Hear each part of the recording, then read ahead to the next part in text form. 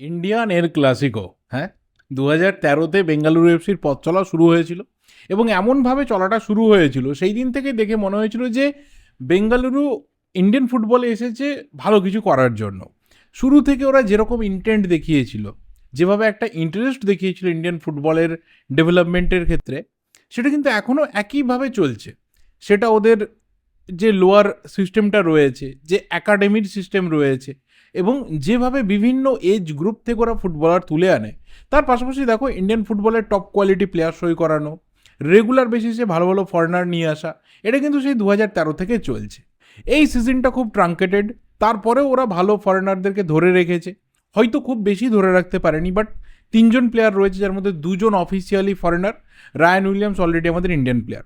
তো সেই রকম একটা টিমের এগেনস্টে মোহনবাগান যখনই নামে তখনই কিন্তু ম্যাচটা একটা আকর্ষক জায়গাতে গিয়ে রিচ করে।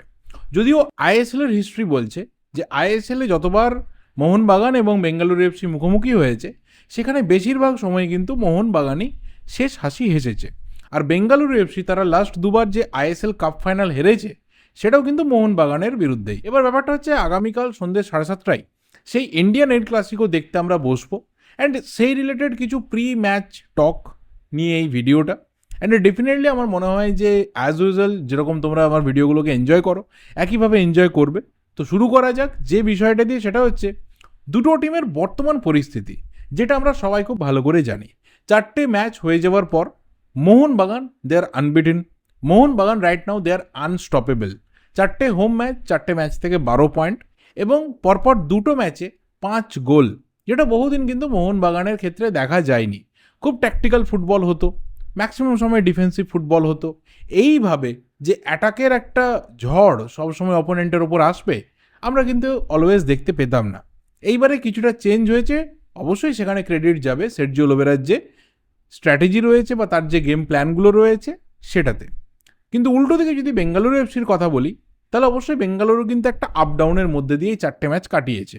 প্রথম ম্যাচ ওরা জিতেছে, দ্বিতীয় ম্যাচ ওরা ড্র করেছে, তারপরের ম্যাচটা খুব আনএক্সপেক্টেড ওয়েতে কিন্তু পাঞ্জাবের এগেনস্টে হেরে গেছে, এবং তারপরের ম্যাচে একদমই এক্সপেক্টেড ওয়েতে ওরা মোহামেডান স্পোর্টিংয়ের এগেনস্টে জয়ে ফিরেছে। কিন্তু একটা জিনিস নোটিসেবল, প্রথম ম্যাচটা বাদ দিয়ে পরের 3টে ম্যাচেই কিন্তু, সেখানে ওরা ড্র করুক, হারলে তো অবশ্যই গোল খেয়েই হেরেছে, এবং অবশ্যই ওরা জিতুক, 3টে ম্যাচে কিন্তু গোল বেঙ্গালুরু এফসি কনসিড করেছে।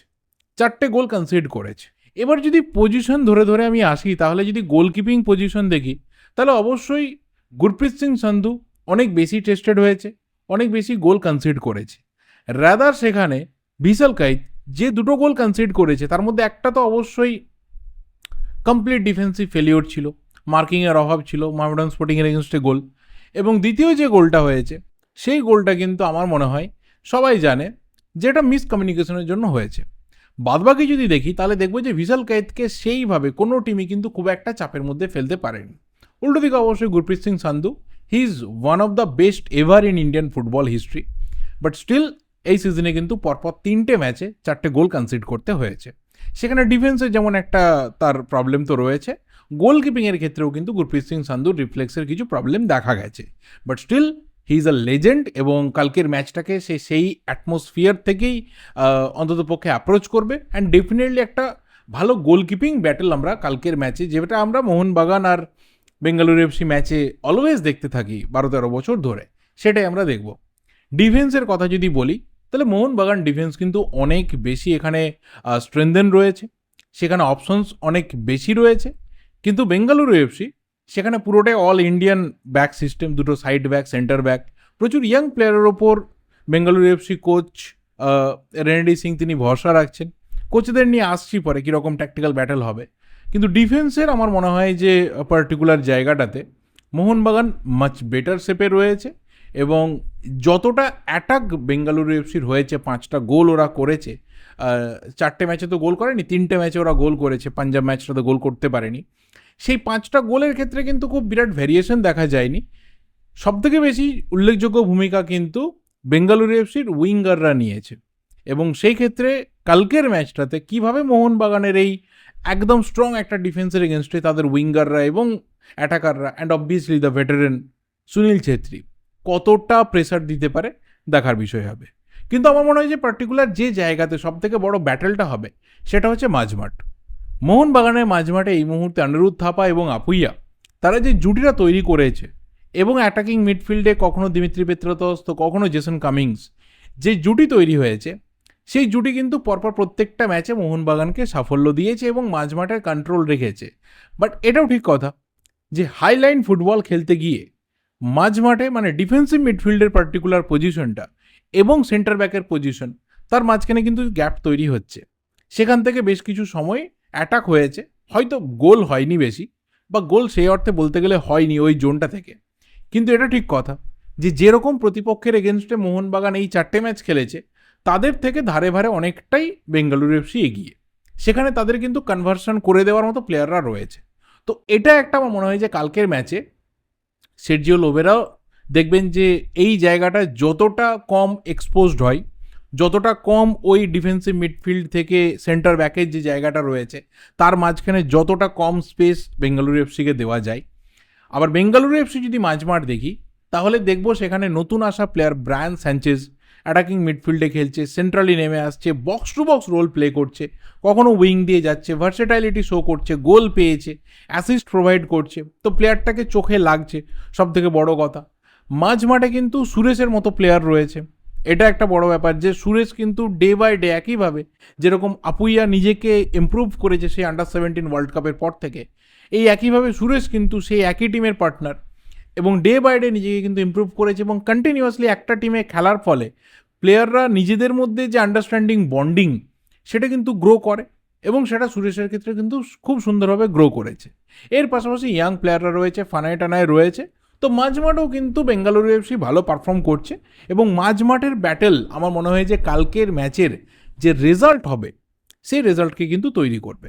মাঝমাঠ যে যত কন্ট্রোল রাখতে পারবে, যে যত আনফোর্সড এরর কম করতে পারবে, মিস পাস কম করবে এবং মাঝমাঠ থেকে যত বেশি বল উইং দিয়ে এবং আপফ্রন্টে একদম ফাইনাল থার্ডে যে যত বেশি বল সাপ্লাই রাখতে পারবে সে তত বেশি কিন্তু খেলার মধ্যে চান্স ক্রিয়েট করতে পারবে এবং অবশ্যই নিজেদের ফেভারে ম্যাচকে টানার দিকে থাকবে।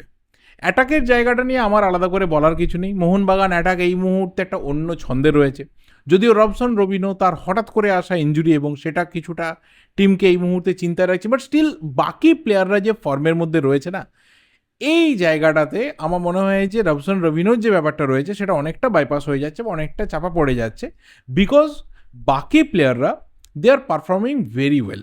যে যেদিনকে যতটা দায়িত্ব পাচ্ছে, যে পজিশনে দায়িত্ব পাচ্ছে, সে কিন্তু নিজের কাজটা করছে। অ্যান্ড স্পেশালি জেমি ম্যাকলারেন আপাতত গোলের অন্যরকম গন্ধ পেয়ে গেছে, টানা 4টে ম্যাচে গোল করেছে, লাস্ট ম্যাচে 4 গোল মেরে দিয়েছে। তো সে নিজের কনফিডেন্সের একটা টপ লেভেলে রয়েছে এবং সেখান থেকে দাঁড়িয়ে যে সমস্ত অপোনেন্টের এগেনস্টে গোল করেছে তার থেকে অনেক বেশি দরকার কিন্তু কালকের ম্যাচে অ্যাওয়ে ম্যাচে বেঙ্গালুরু এফসির মতো একটা অপোনেন্টের বিরুদ্ধে গোল করা। এবং যত বেশি গোল করতে পারবে, যত সামনের দিকে এগোতে পারবে, তত কিন্তু ওর যেটা একটা ড্রিম টার্গেট মোহনবাগানকে চ্যাম্পিয়ন করা এবং অবশ্যই নিজের গোল্ডেন বুট নেওয়া, সেই দিকে কিন্তু এগোতে পারবে। উল্টো দিকে যদি বেঙ্গালুরু এফসির অ্যাটাকের কথা বলি, সেখানেও কিন্তু লটস অফ প্লেয়ার্স রয়েছে, ইয়াং প্লেয়াররা রয়েছে, বিনীত ভেঙ্কটেশ রয়েছে, শিবা রয়েছে এবং অবশ্যই আশিক ক্রুনিয়ানের মতো প্লেয়ার রয়েছে, রায়ান উইলিয়ামস রয়েছে, অলরেডি আমাদের ইন্ডিয়ান প্লেয়ার সে, এবং অবশ্যই veteran the legend Sunil Chhetri রয়েছে। তো কোথাও আমার মনে হয় যে অ্যাটাকে কিন্তু বেঙ্গালুরু এফসি তারাও জমি ছেড়ে দেবে না।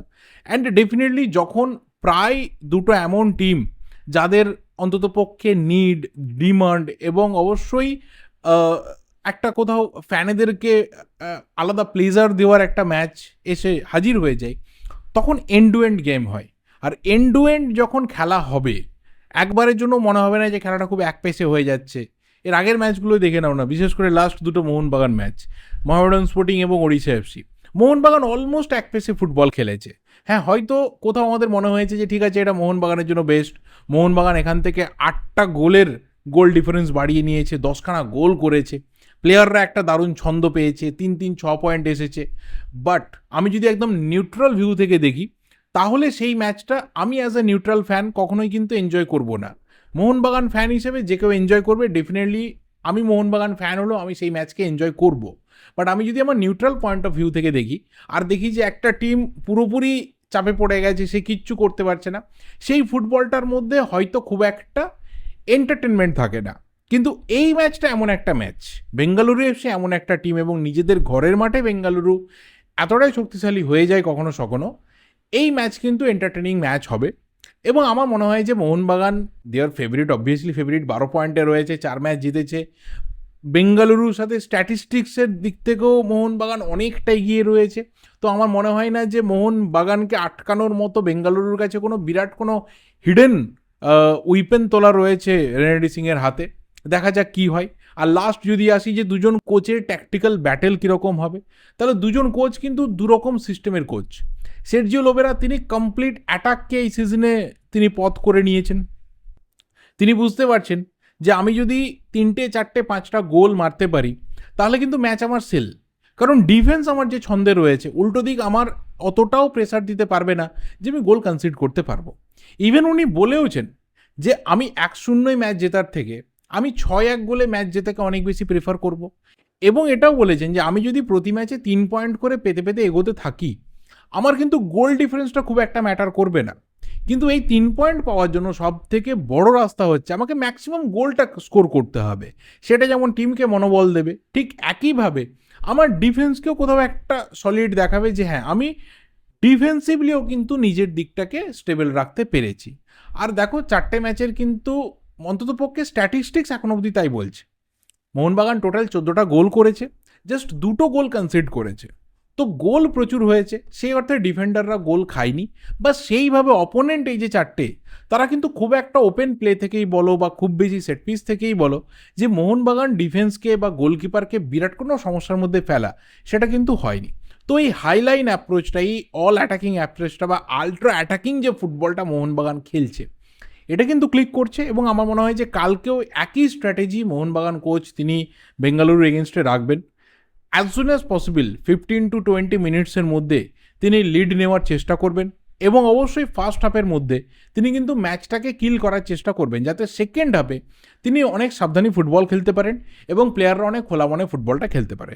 উল্টো দিকে যদি রেনেডি সিংয়ের কথা বলি, তাহলে এখনও অবধি তার টিম 5টা গোল করেছে, 4টে গোল কনসিড করেছে। তো প্রপার একটা ব্যালেন্সের জায়গাতে রয়েছে, না আমি বেশি গোল করব না আমি বেশি গোল খাবো, আবার এমনও গোল করব যে গোল খাওয়ার সংখ্যাটা প্রায় সমান সমান জায়গাতে থাকবে। একটা ব্যালেন্স ফুটবল।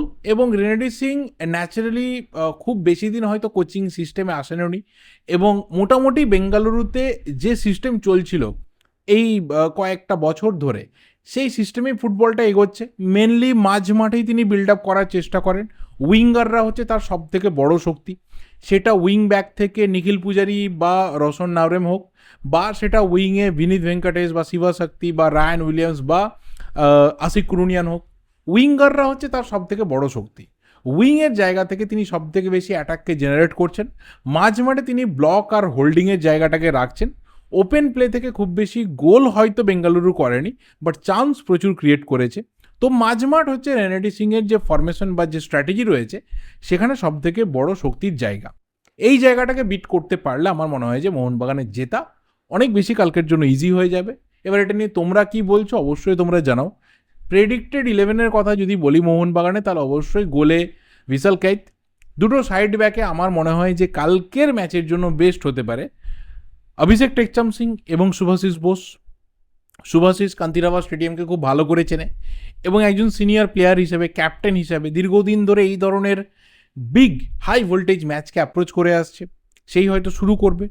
দুজন সেন্টার ব্যাকে কী হবে, কারণ মেহতাব সিং একটু স্ট্রাগল করছিল, বেঙ্গালুরু গেছে কিন্তু শুরু করবে কি না দের ইজ এ ডাউট। যদি না হয় তাহলে কি ডাবল ফরেন সেন্টার ব্যাকে যাবেন, কারণ 4টে ম্যাচেই একটা নির্দিষ্ট সময়ের জন্য কিন্তু Sergio Lobera double foreign centre back তিনি ট্রাই করেছেন। সেটা হতে পারে। যদি সেটা হয় তাহলে মাঝ মাঠে থাপা আর আপুইয়ার সাথে আমার মনে হয় যে পেত্রা তো শুরু থেকে থাকবে এবং সম্ভবত দুটো উইংয়ে মনভির এবং লিস্টন স্টার্ট করতে পারে। অ্যান্ড সেন্টার ফরওয়ার্ডে অবশ্যই জেমি ম্যাকলারেন। সেই ক্ষেত্রে বেঞ্চে শুধুমাত্র কামিংসকে রেখেই তাকে শুরু করতে হবে। এই স্ট্র্যাটেজি যদি হয় তাহলে ঠিক আছে, আদারওয়াইজ কামিংসও স্টার্টিং 11-এ আসতে পারে এবং তোমার স্টার্টিং 11-এ আমরা হয়তো মেহতাবকে ঢুকতে দেখতে পারি। কি হয় কালকে দেখার বিষয়। আর তোমাদের কি ওপিনিয়ন, প্রেডিকশন রয়েছে অবশ্যই কিন্তু কমেন্ট করে জানিও। আমি আমার যা কিছু বলার ছিল এই ভিডিওতে আমি বলে শেষ করলাম। ভিডিওটা ভালো লাগলে লাইক করো, শেয়ার করো। দেখা হবে পরের ভিডিওতে। টিল দেন, যদি চ্যানেলে নতুন হও অবশ্যই চ্যানেলটা সাবস্ক্রাইব করে বেল নোটিফিকেশন আইকনটা অবশ্যই ক্লিক করে দিও।